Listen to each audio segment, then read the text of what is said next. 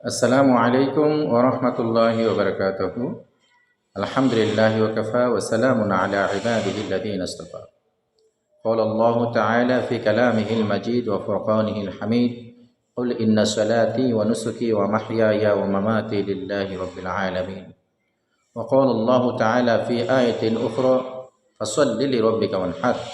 ওয়া ক্বালা an-নাবিয়্যু সাল্লাল্লাহু আলাইহি ওয়াসাল্লাম মান ওয়াজাদা সাআতান লিআন ইউযাহহিয়া ফালা ইয়াকরুবান্না মুসাল্লানা আও কামা ক্বালা আলাইহিস সালাতু ওয়াসসালাম।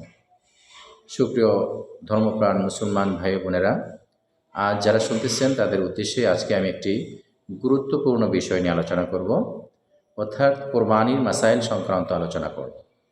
আমরা আসন্ন কোরবানি ঈদে আমরা কারা কারা কোরবানি করতে পারবো বা কাদেরকে করতে হবে এবং কাদের জন্য কোরবানি ওয়াজিব নয় সেটা, এবং যারা করব তারা কিভাবে করব, এই বিস্তারিত বিষয় নিয়ে আমরা আলোচনা করব। সর্বপ্রথম আল্লাহ তাআলা আমরা জানি যে কোরবানি হচ্ছে আল্লাহ তাআলার পক্ষ থেকে একটি নির্দেশ। বাবা আদম আলাইহিস সালাম থেকে নিয়ে শুরু করে উম্মতি মুহাম্মদী পর্যন্ত কিয়ামত পর্যন্ত এই আমল জারি থাকবে। যদিও কোরবানির পদ্ধতিতে ভিন্নতা ছিল, সে লম্বা আলোচনায় যাব না। আল্লাহ রাব্বুল আলামিন পবিত্র কোরআনুল কারীমে সূরা আনআমে ১৬২ নম্বর আয়াতে আল্লাহ তাআলা আল্লাহ রাসূল সাল্লাল্লাহু আলাইহি ওয়াসাল্লামকে উদ্দেশ্য করে নাজিল করেছেন যে কুল ইন্না সালাতি ওয়া নুসুকি ওয়া মাহইয়ায়া ওয়া মামাতি লিল্লাহি রাব্বিল আলামিন। আল্লাহ তাআলা বলছেন, হে হাবিব, আপনি বলে দেন যে আমার নামাজ, আমার কোরবানি, আমার জীবন, আমার মরণ সব কিছু আল্লাহ রাব্বুল আলামিনের জন্য। অর্থাৎ বাস্তবে তাই, আমাদের সব কিছু আল্লাহ তাআলার রেজামন্দের জন্যই হয়ে থাকে, আর সেটাই হওয়া উচিত মুসলমানদের জন্য।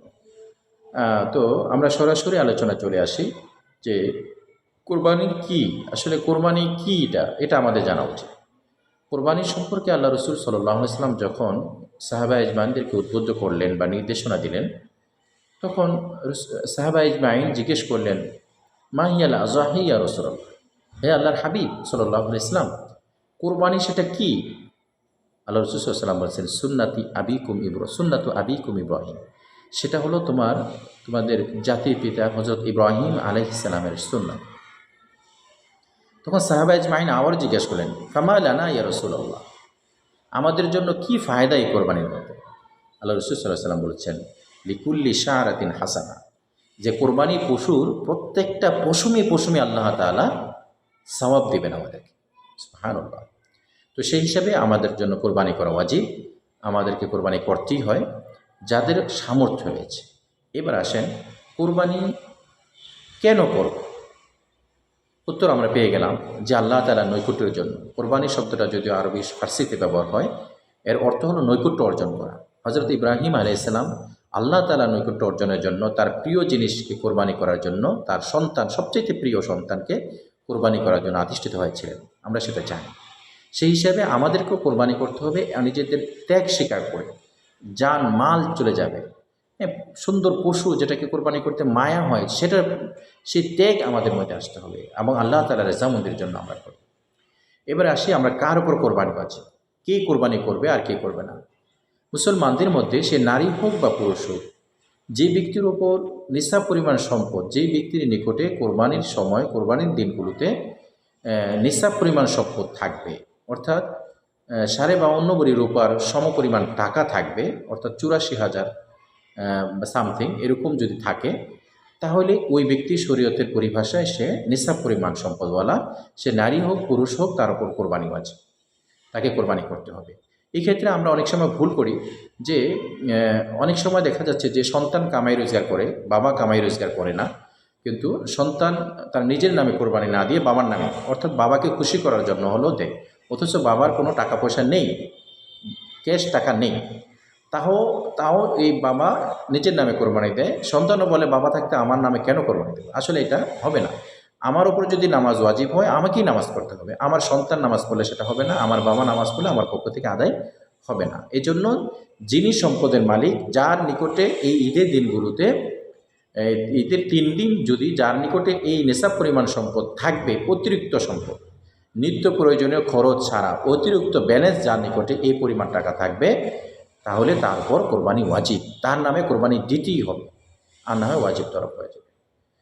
সে তার নিজের নামে দেওয়ার পরে ইচ্ছে করলে তার বাবার নামে, মার নামে, আত্মীয় স্বজনের নামে, জীবিত ব্যক্তির নামে, মুর্দা ব্যক্তির নামে, যে কারো নামে কোরবানি নফল হিসাবে করতে পারে। কিন্তু ওয়াজিব হচ্ছে জিনিস কামাই রুজি করছেন তার উপর।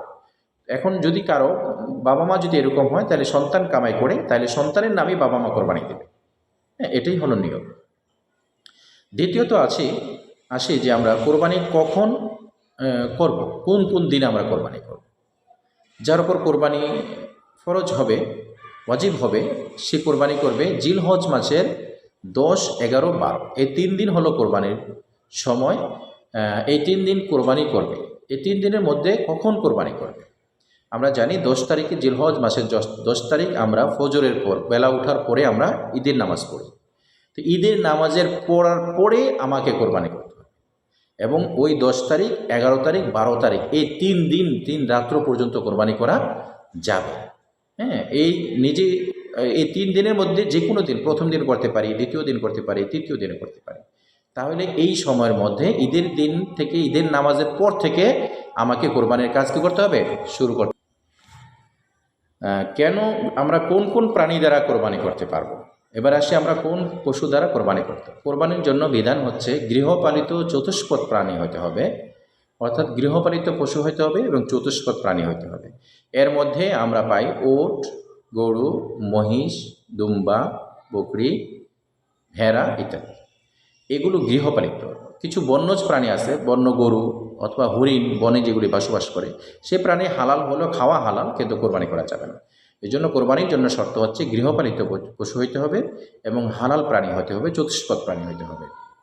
এবার আসি আমরা কোরবানির পশুর বয়স কেমন হইতে হবে। যদি উট হয় তাহলে উট দেওয়া কোরবানি দেওয়া যাবে। এর জন্য সর্বনিম্ন বয়স হইতে হবে তাকে 5 বছর। আর গরু এবং মহিষের জন্য মিনিমাম কম করে হলে 2 বছর বয়স হতে হবে, এবং বকরি, দুম্বা, ভেড়া এগুলোর জন্য 1 বছর বয়স হতে হবে। এর কম যদি হয় তাহলে আমরা এই পশু দ্বারা কোরবানি করলে কোরবানি হবে না। আমরা অনেক সময়, বেশিরভাগ ক্ষেত্রে আমরা গরু কোরবানি দিয়ে থাকি। তো গরুর ক্ষেত্রে আমরা কি করে বুঝবো? বাজার থেকে যখন কিনবো, গরু কিনতে গেলে দেখা যাচ্ছে যে এটা 2 বছর পূর্ণ হলো কিনা, সেটা বোঝার কাইফিয়ত কি? আমরা জানি যে গরুর দাঁত যদি উঠে, যে দুধ দাঁত পড়ার পরে মোটা দাঁত উঠে, সেটা 2 বছর বয়স হইলেই হয়। 2 বছর যে গরুর দাঁত সে বলে আমরা যে 2 বা 1 দাঁত বা 3 দাঁত 4 দাঁত হয়েছে, এবং ওই সকল প্রাণী, তার গরু বা মহিষ সেগুলি 2 দাঁত হয়েছে, সেগুলি বোঝা যাবে যে তার 2 বছর পূর্ণ হয়েছে সেগুলিতে। অথবা এমনি যদি আমরা জানি যে এটা 2 বছর হয়েছে, তাহলে কোনো প্রবলেম নাই। তো এই 2 বছর বয়স হতে হবে, এবং পশু হতে হবে হৃষ্টপুষ্ট, সুষ্ঠ, সুন্দর। হ্যাঁ, এরকম কোনো বিকলাঙ্গ পশু, যার লেজ কাটা, যার কান কাটা, যার না চোখ ছিদ্র পড়া, বা এরকম খুদওয়ালা প্রাণী, যে কোনো অঙ্গহানি যদি হয়ে যায়, 1/3 বেশি যদি হয়ে যায়, বা অর্ধেকের পরিমাণ যদি তার সে অঙ্গ নষ্ট হয়ে যায়, তাহলে সেটা দ্বারা কী হবে না? কোরবানি করা যাবে না।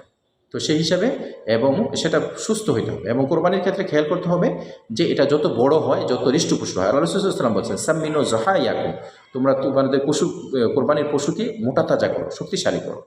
কারণ যে পশুর যত বেশি বড় হবে, তার যত বেশি চামড়া হবে, যত বেশি পশম হবে, তার সব তত বেশি হবে। সেইটা খেয়াল করতে হবে। গোশত খাওয়ার নিয়তে অবশ্যই আমরা কোরবানি করব না। এবার আসি আমরা কোরবানির পশুর শরীকে আমরা কোরবানি দিতে পারবো কিনা। আমরা জানি হ্যাঁ, কোরবানির শরীকে দেওয়া যায়।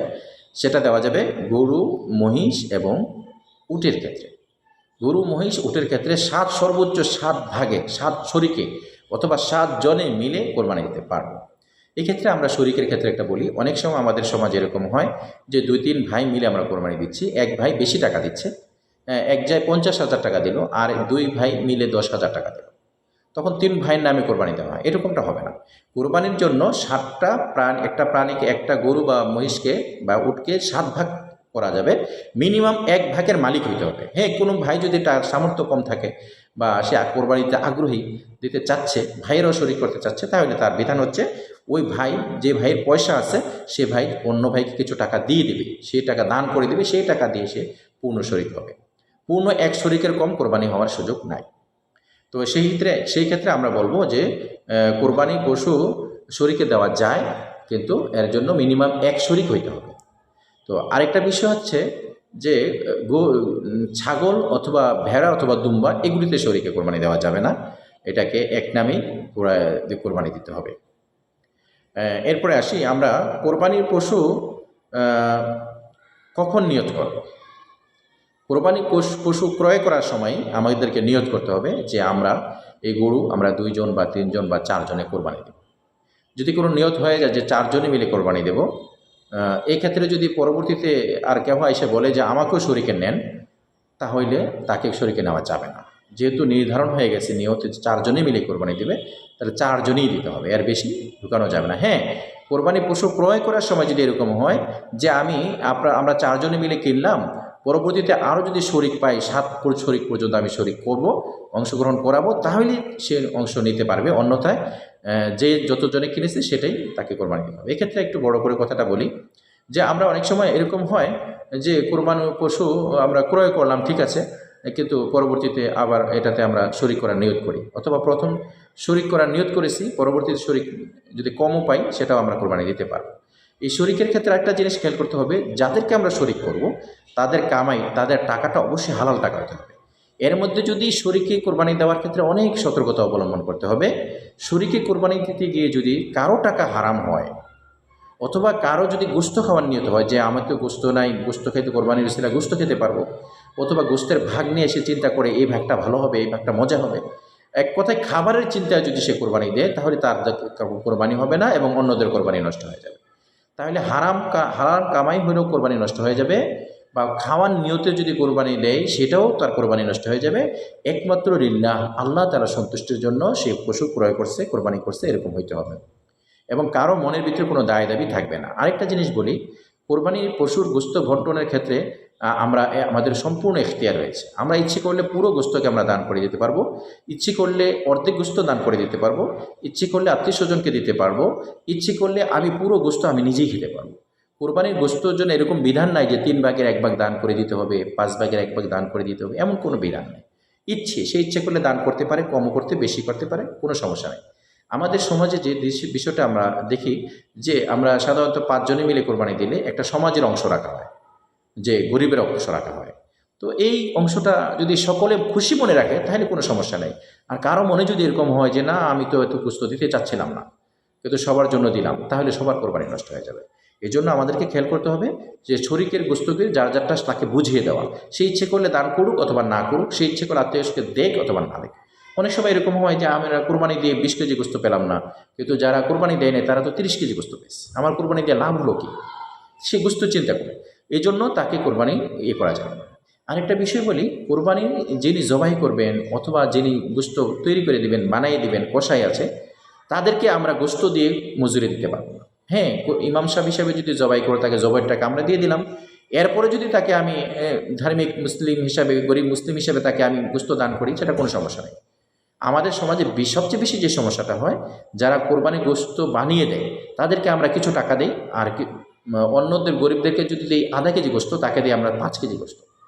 হ্যাঁ, কেন? সে বানিয়ে দিয়েছে, এটা করা হবে না। সে বানিয়ে দিয়েছে, তার জন্য সে মজুরি পাবে। হ্যাঁ, তাকে আমি এই বিনিময়ে, বানানোর বিনিময়ে, গোস্ত তৈরি বানিয়ে দেওয়ার বিনিময়ে তাকে আমি গোস্ত বেশি দিতে পারবো না। এটা খেয়াল করতে হবে, এটা হারাম হবে। আরেকটা বিষয় বলি, কোরবানির গোস্ত বিতরণের ক্ষেত্রে আমরা যে বিষয়গুলি খেয়াল করব সেটা তো আছেই। কোরবানির গোস্ত বিতরণের ক্ষেত্রে আরেকটা বিষয় খেয়াল করতে হবে যে কোরবানির গোস্ত বিতরণ যেন এই উদ্দেশ্যে না হয় যে আমি গরু কোরবানি দিয়েছি, আমার পাশের বাড়িওয়ালা খাসি কোরবানি দিয়েছে, আমি যদি তাকে গরুর গোস্ত দিই সে আমাকে খাসির গোস্ত দেবে, এইটা করা যাবে না। আমাকে ফি সাবিলিল্লাহ একেবারে আল্লাহর ওয়াস্তে দান করতে হবে, বিনিময়ে পাওয়ার জন্য নয়। আরেকটা বিষয় আছে যে কোরবানির গোস্তকে আমরা বিক্রি করতে পারবো কিনা। না, কোরবানির গোস্তকে আমরা কখনোই বিক্রি করতে পারবো না। কোরবানির গোস্ত, কোরবানির হাড্ডি, কোরবানির পশুর চামড়া অথবা কোরবানির পশুর চর্বি, এগুলি কোনো কিছুই আমরা বিক্রি করতে পারবো না। আর যদি কখনো বিক্রি করাই হয় তাহলে সেটার মালিক, সে টাকার মালিক এই কোরবানিওয়ালা হবে না, সেটা গরিব মিসকিন এটার হকদার হয়ে যাবে। যেমন আমরা চামড়া বিক্রি করি, তা গরিব মিসকিনকে আমরা দিয়ে দিই। বিক্রি যদি না করি, আমরা চামড়াও যদি নিজে ব্যবহার করতে চাই সেটা করতে পারবো, কিন্তু বিক্রি করলেই সেটার হক হয়ে যাবে গরিব। সেটা গোস্ত হোক, হাড্ডি হোক, চর্বি হোক, চামড়া হোক, যাই হোক না কেন। আশা করি বুঝতে পারছি। এবার আসি আমরা যে কোরবানির পশুর সাথে আমরা আকিকা দিতে পারবো কিনা। হ্যাঁ, কোরবানির পশুর সাথে কেউ যদি গরুর সাথে বা মহিষের সাথে আমি শরীকে কোরবানি দিলাম, 1 নাম 2 নাম কোরবানি দিলাম, আবার 1 নাম 2 নাম আকিকা দিলাম, তাহলে সেটা জায়েজ আছে, কোনো সমস্যা নেই। আমরা জানি কোরবানিতে গরু মহিষ এবং গরু মহিষ এবং ওটের ক্ষেত্রে 7 শরিক পর্যন্ত হওয়া যায়। তো 7টা নাম দেওয়া যাবে। কেউ যদি, তবে এটা ঠিক যে কোরবানির জন্য, আকিকার জন্য পুরুষের জন্য পক্ষ থেকে যদি হয় তাহলে 2 নাম হইতে হবে, আর মেয়ে বাচ্চা যদি হয় তাহলে তার জন্য 1 নাম হবে। সেই হিসাবে যদি কারো 1 ছেলে 1 মেয়ের আকিকা বাকি থাকে তাহলে 2 নাম হবে কোরবানি আকিকা ছেলের নামে আর ছেলের জন্য, আর 1 নাম হবে মেয়ের জন্য, আর বাকি অংশগুলি সে কোরবানির নাম দিয়ে দিতে পারে।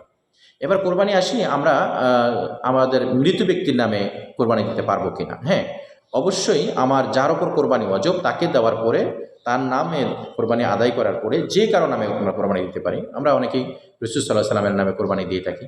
হ্যাঁ, আমাদের বাপদাদা মৃত ব্যক্তিদের নামে আমরা কোরবানি দিতে পারবো। জীবিত ব্যক্তি, মৃত ব্যক্তি, যে কারণে আমরা নফল কোরবানি আমরা দিতে পারবো।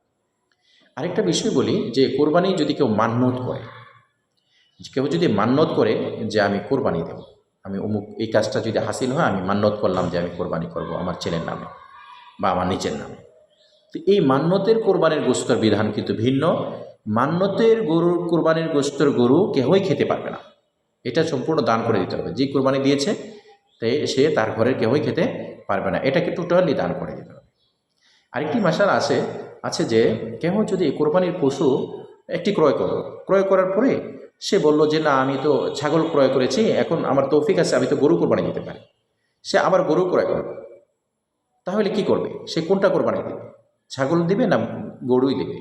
এক্ষেত্রে মাসালা হচ্ছে, যদি সে গরিব হয়, দরিদ্র হয়, তারপরে সে দুঃসাহস দেখিয়েছে, ছাগল কিনেছে আবার গরুতে শরিক হয়েছে বা গরু কিনেছে, তাহলে তাকে উভয়টাই কোরবানি দিতে হবে। আর যদি সে ধনাঢ্য ব্যক্তি হয়, অর্থাৎ নেশাব পরিমাণ মালানা হয়, যার উপর কোরবানি ওয়াজিব, এরকম ব্যক্তি হয়, তাহলে সে যে কোনো একটা দিলে হবে। তবে পরেরটাও দিতে পারবে, তবে কম, যাতে না প্রথমটা থেকে যেন দ্বিতীয়টা কম না হয়, কম টাকার না, এটা খেয়াল করতে হবে। আরেকটি বিষয় বলি, যে কোরবানি যদি কেউ, আমরা জানি জিলহজ মাসের 10, 11, 12 এই 3 দিন আমরা কোরবানি করতে পারি।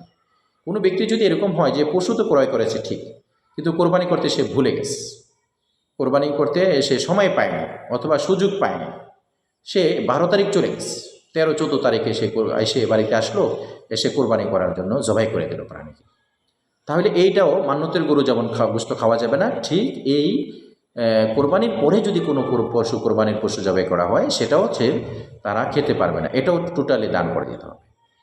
হ্যাঁ, এমনিভাবে যদি মনে করেন যে না, কোরবানির 3 দিন দিতে পারে নাই, সে পরবর্তীতে আসলো, বাড়িতে আসলো, দেখলো যে তার প্রাণী পশু এখনও জবাই হয় নাই, তাহলে তো উত্তম হচ্ছে সে এটাকে সদাকা করে দেবে, দান করে দেবে। এই কোরবানির পশু সে রাখতেও পারবে না, বিক্রিও করতে পারবে না, এবং সে এটাকে জবাই করে খাইতেও পারবে না, এটা টোটালি তাকে দান করে দিতে হবে।